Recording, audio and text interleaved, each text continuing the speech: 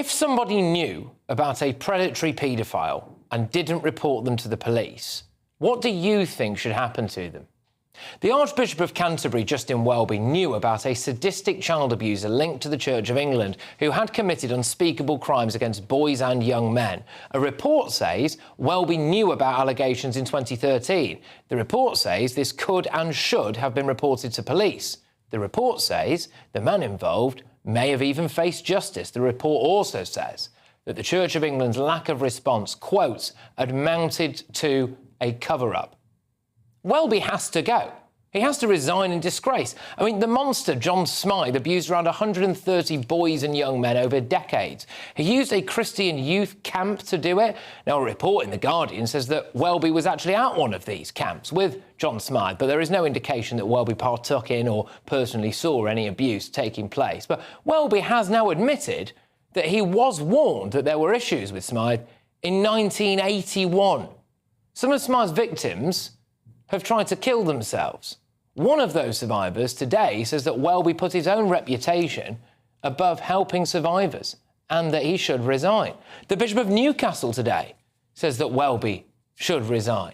Local reverends like Fergus Butler-Ghali in Charlbury are calling for him to go. He says, "We will continue to pray for you, but I, for one, will be praying that you will resign. The damage you have done to this church will take a very long time to repair."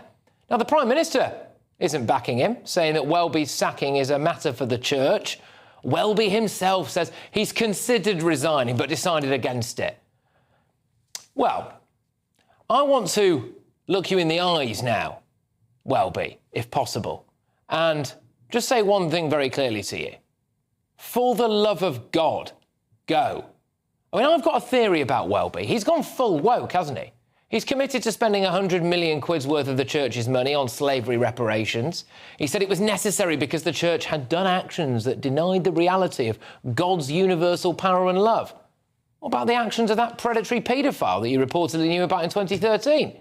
And the church is set to announce that God is not a white man in a push for racial justice. Well, it's one kind of justice that Welby can get behind, is it?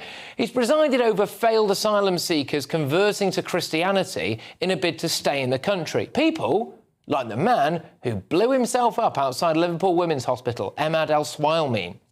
He took a 5-week course to convert from Islam to Christianity in 2017. Welby was anti-Rwanda. In fact, he brought up Hitler when talking about it.